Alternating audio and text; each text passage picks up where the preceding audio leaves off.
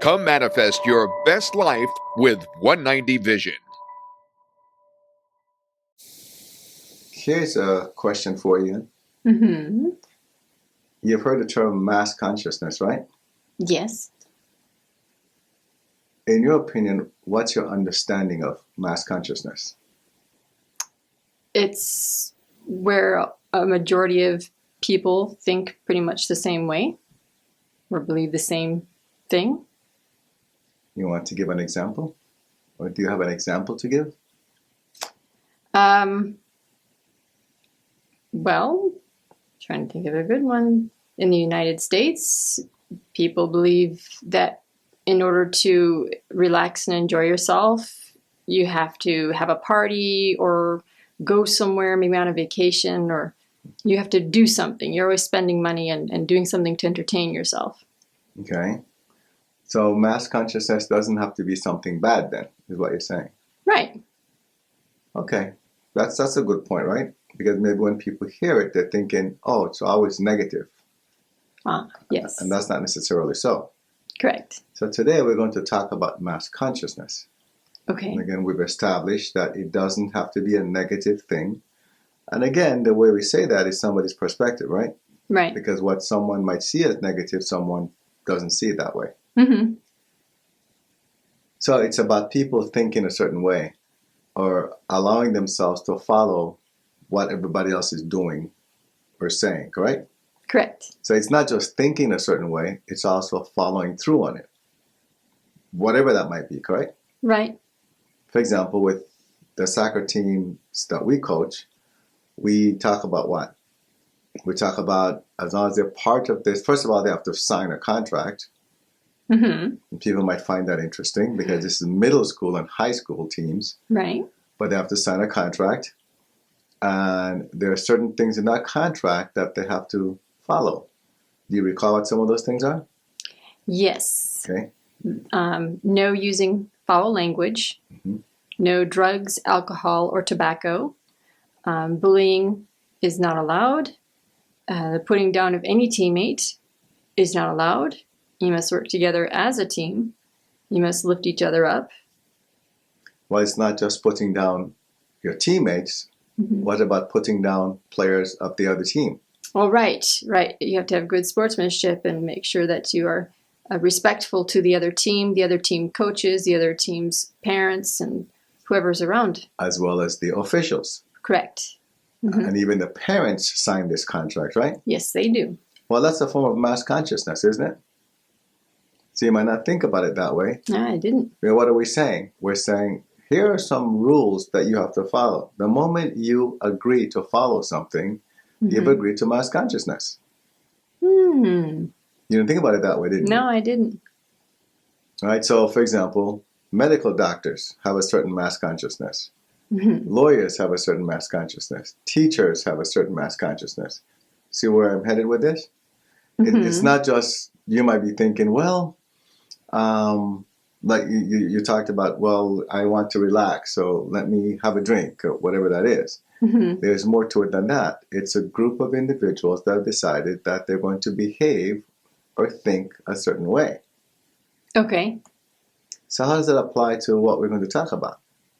Well, in life, in how many ways have we decided that we will behave a certain way based on the people that we're around or the environment that we're in? I think that is very common. Why do you say that? Because I know I have changed the way I behave depending on where I am and who's around me. So how, if you were to talk to someone and say, okay, someone comes to you and the person says, I'm really not happy with my life, or I'm not happy about where I am. How would you approach that if someone asks your opinion as to maybe what they can do differently? I would suggest maybe they change their perspective on whatever they're viewing as the challenge or challenges in their life. Okay, so you change your perspective. That's what I would recommend. And what's our topic today? Mass consciousness. So this is not helping, is it? So one is good about changing perspective. Okay. That's understandable. But do you think that individual can easily change his or her perspective if they're in the same environment, around the same people? No, that would be challenging Why is that? because they already have that mentality. And if they're trying to change it, it won't change if they're staying amongst it and around it all the time. It's easier to change a mentality if you leave what you've already been thinking and do something different. Or at least maybe not leave it, but Step away from it. exactly, right? So you understand now? Yes. So why do you need to step away from that environment or from those people for a little bit?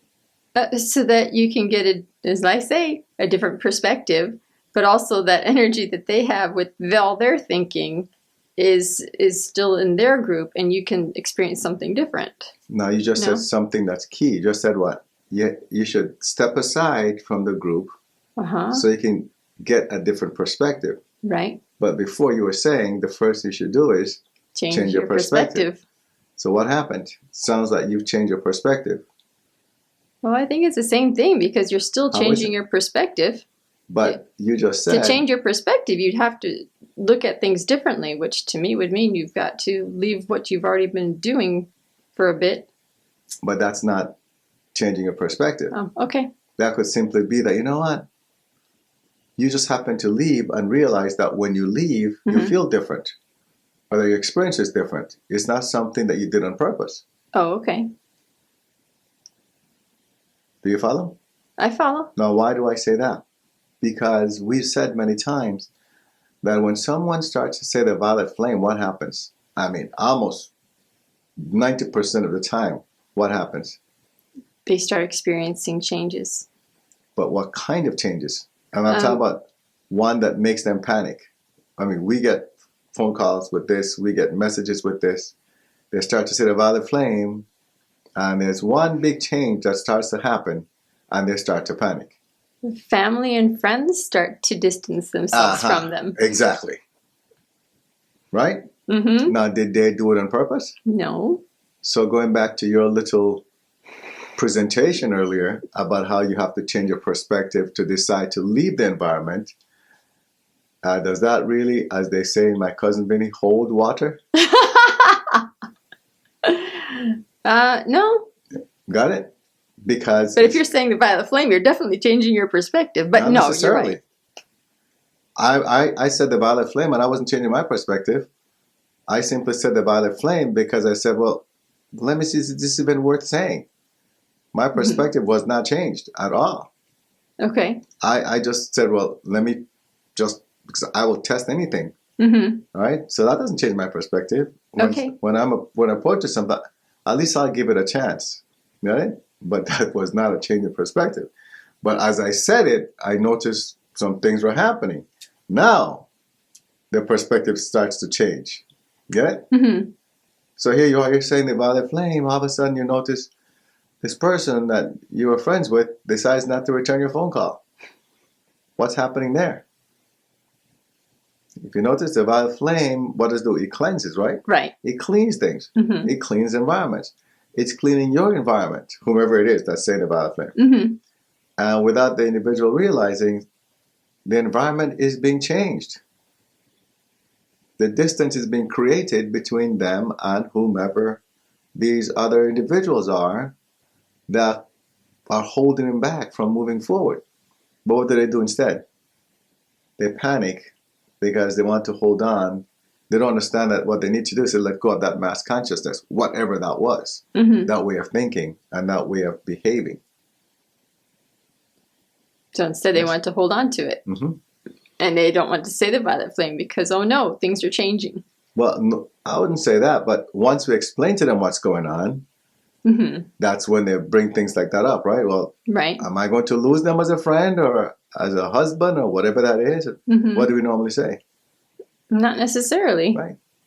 Not necessarily, right? They just Mhm. let the violet flame do its job and see what happens and be ready and open to whatever the result is. Mm-hmm.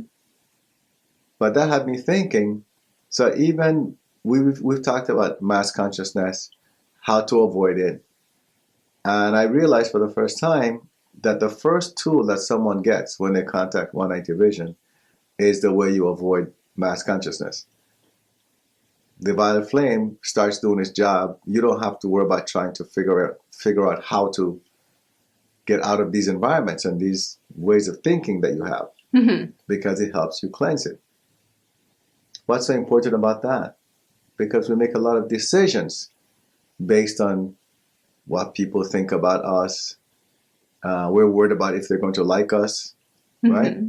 If they'll still deal with us. What else? Those are the three I can think about. Can you think of any more? Not really. I mean, will you be as close as you were before? That's So they say that relationships, feeling loved is very important to people, right? right. And they don't want to feel alone, that's for sure. So if these relationships are changing, a lot of times they're thinking, will I be alone? So where does the idea come from about you should always feel loved and that you have to hang on to people, the ones that you feel love you? Mass consciousness. Why do you say it like that? Because it's something that's a part of our society and culture. Goes back to what you said, right? About how culture or the society does these things.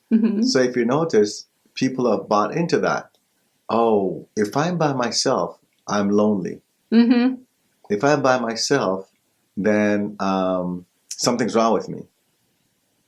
If I'm in my 30s, this is women, right? Is it their 30s? And then they're still not married. Then what? Well, they start saying, oh, my biological clock is ticking. I need to get married so I can have kids. They start panicking about being able to have a family. Where does that come from? I think mass consciousness as well. Right? And then if you get beyond a certain, and I know this one is from your parents, because I'll say parents push this one, because they'll say, when are you going to give me grandkids? I've heard that so many times. Oh, yes. Right?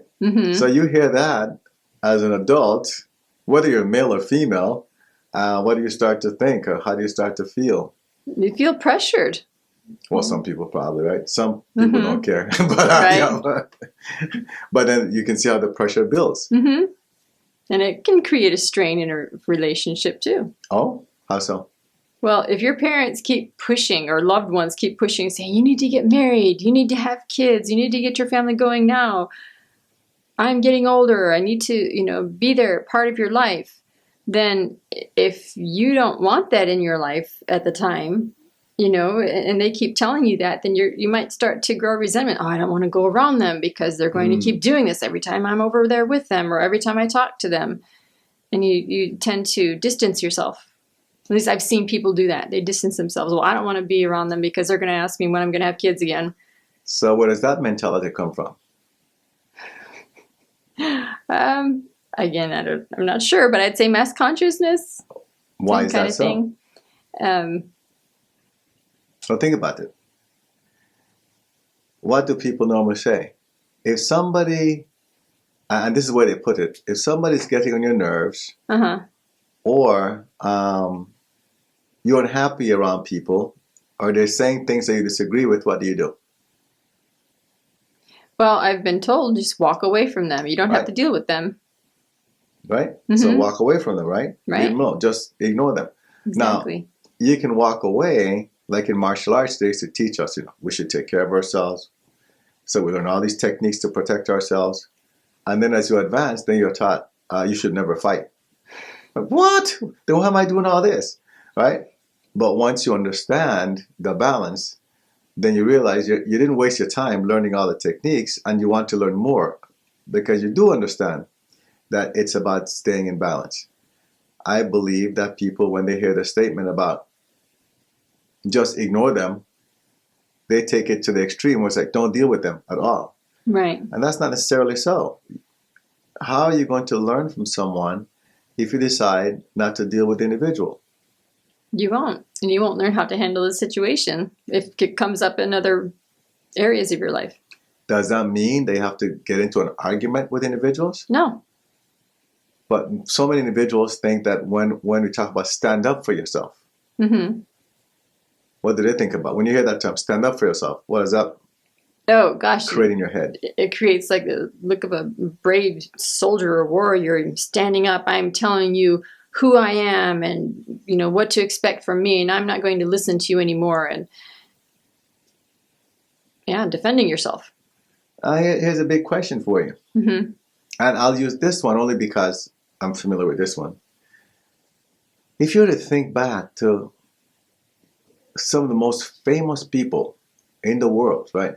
Famous, as in you say the name and someone knows almost immediately who the person is. And they could even tell you something about the person immediately, right? They don't have to go researching. They won't ask the question, who is that? Or it will rarely happen.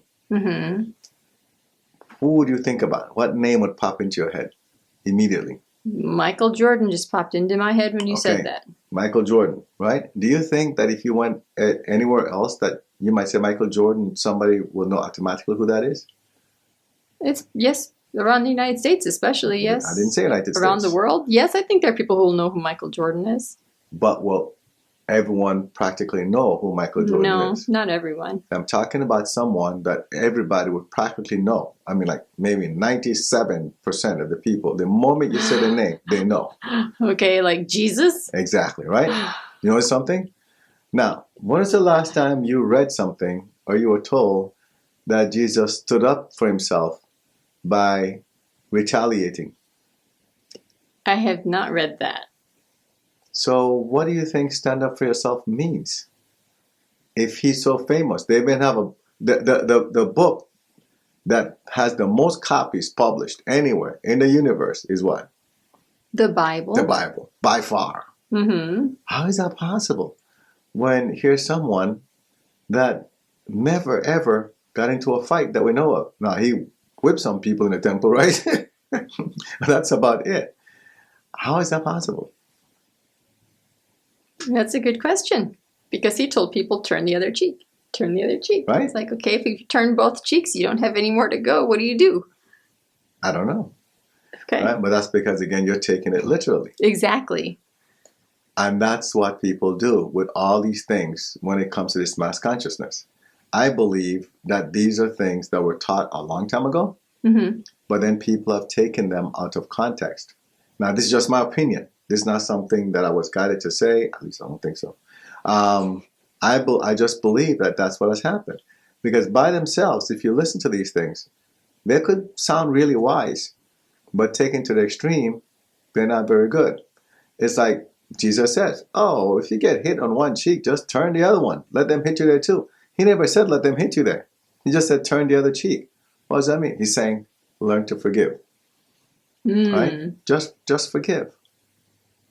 But you don't let people take advantage of you. You learn to forgive, right? There's a difference. There's a fine line there. So here goes mass consciousness. Going back to Jesus himself. What did he do? He came out, started preaching things, telling people things. What was the reaction from the local community, the society itself? Not many people accepted his teachings and what he was doing. Why, you think? Because it went, I don't want to say went against, but it was not. It did. It did go against, but it wasn't part of what they were taught. Exactly. It was perceived as completely wrong because it didn't match what they were being taught, right?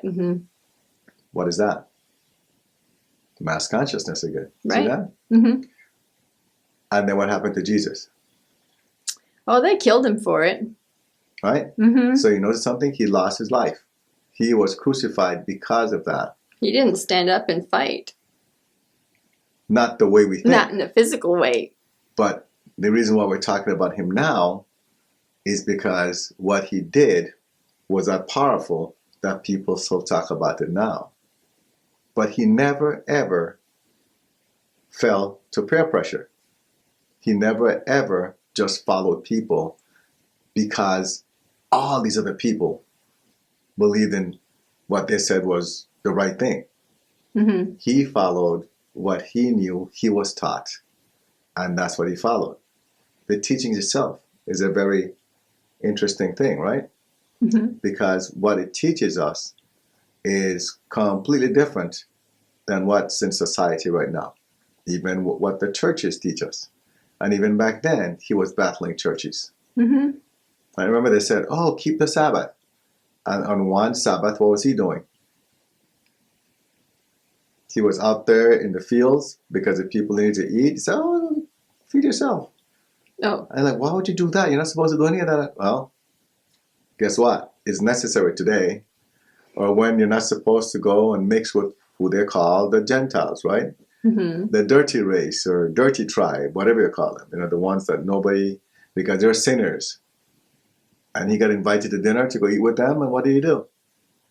He ate with them. He went and ate with them. Sat down and ate dinner with them. Mm-hmm. And what did they feed him? The food that they ate, which according to everybody else, the food was unclean. Mm-hmm. He ate it anyway. He didn't say, oh, I'm not going to eat this because it's unclean. He joined them and enjoyed the feast. Mm-hmm. When you care about individuals and you want to lead by example, unconditional love, you show people love because everyone deserves it, right? Mm-hmm. But you don't go begging for it. And when you think you deserve it and then you're working hard to earn it, that's not true love, because then you're trying to earn it. See, that's what mass consciousness does. They want you to earn love. When love is something that has to be given to you, as in from the other person, not because you did something to help them. Okay. So if we're going to avoid mass consciousness, the point is that if we follow the teachings of the Ascended Masters, right, Mm-hmm. it's tough because it goes against what many people already accept as true.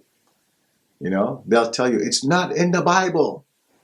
It's not in the Torah. It's not in any of the Quran. It's not there. Mm-hmm. That's the big argument. Okay, so does that mean then that because all the other individuals believe that that's what you should follow, that means you're wrong? The beauty of what we do here and what the SM Masters do for us is they give you proof. What better way to find out if something is real? Wouldn't you say? Yes. See, with the other ones, they say you have to have faith and believe. Here, we say what? You go prove it to yourself. How? By doing it, by implementing the tools that you're given. That's the difference, right? Mm-hmm. So instead of following mass consciousness, in closing, what should you do? You should walk your own path and prove to yourself what's right for you and what the teachings have to say. I don't know about walk your own path, right? But I agree with the rest of it. If you think that something could help, or you're not even sure if something can help you, Mm-hmm. and I mean, how much harm will it cause to someone to say the Violet Flame Decree for, say, 7 days? I don't think it will cause any harm. Right? Mm-hmm. I mean, how much will it cost them as far as money? It's nothing. Zero. So why not try and see for yourself, right? Right. To me, mass consciousness talks about I have to see it to believe it. Mm-hmm. That's the one mass consciousness that I'd like to have people challenge, as in, okay, so then experience this so you can believe it. Come with that mentality. I have to see it to believe it. I have to experience it to believe it. Great.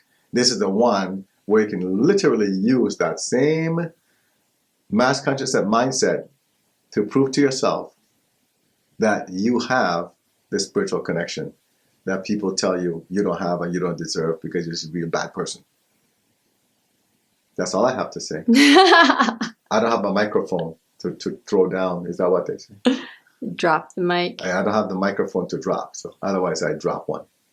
Okay. I'm sure those who are watching can visualize the microphone dropping. Okay. All I'd right. like to close it out. Challenge. Say the Violet Flame Decree. And then let us know your experience. Look up 190 Vision on YouTube or Spotify to learn about other topics. Join the 190 Vision Facebook group to connect with others who are on a similar journey. To request help, go to our website 190vision.com, then click on the Help Me tab to get started. Support the 190 Vision mission by clicking on the Donate button which is located at the bottom of each page on our website.